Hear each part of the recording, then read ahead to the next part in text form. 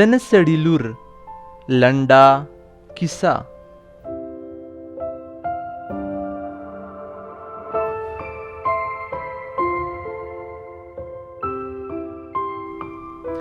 د ماما زوی ته مې ټلیفون کې له بیکارۍ او سختې ورځې زړه وخوړ او ورته مې وویل زه خو کوم کسب او کمال نه لرم، خو که ورېندار ته دې کوم کار پیدا شي هم ښه به وي.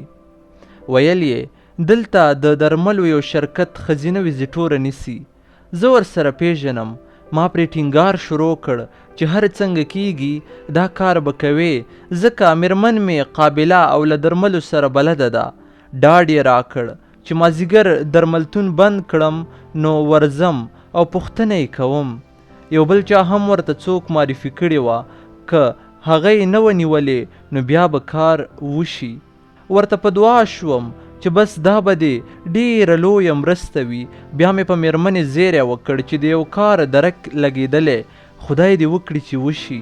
هغې ویل هسې نه چې د ماما له زوی نه دې خبره هیره یا په بل کار اخته شي، ورشه چې سر ته کینې نو مجبور به شي. ما هم ځان د ماما دوی درملتون ته ورساوه. تر مازدیګره ورسره ناست وم چې د راغلو ناروغانو نسخې خلاصې شي. هغې راته څو ځله له غوږه تیره کړه چې دې برخه کې ښځو ته کار سخت دی او دا ډیره مرداره برخه ده، خو ما ډاډ ورکاوه چې هیڅ خبره نشته، زه ورسره خپله په ډاکټرانو ګرځم. ماښام ته نږدې مې انتظار خلاص شو. د ماما زوی مې مخکې او زه ورپسې شوم. د یو عصري مارکیټ په ځمکتله کې د شرکت دفتر ته ننوتو. پستې قالینې خورې وې. یو ږیره خریلی ځوان چې عینکې یې په سترګو کړې او کمپیوټر کې لګیا و راجیګ او ستړي مشي راکړه. بیا یې د ناستې راته وویل. یو اړخ ته له پرتو کوچونو یو کې کېناستو، عینکې یې لرې کړې.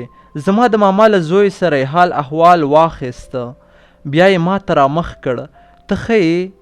له تکیې رانیغ شوم. کور ودان خوشحاله اوسئ. د ماما زوی مې ور وپېژندم، مسکی شو. نوم مې دې اورېدلی و. بیا یې د اسماني رنګه کورتۍ له جیب نه قلم راوویست. په کاغذ د څه په لیکلو شو. ښه وایه که نه خالد جانه، څنګه داسې ناڅاپه راچکر شوې؟ د ماما زوی مې غاړه تازه کړه. منیجر صاحب، هغه ویزیټوره مو بیا ونیوله که نه؟ زړه کې په دعا شوم چې کاش ځواب یې نه اوسي. منیجر لیکل بس کړل. ټایري چوکۍ کې شاته تکیه او یوه پښه یې پر بلې واړوله. ویې ویل نه، هغې د نه سړي لور راته انټرویو کې ورور وویل.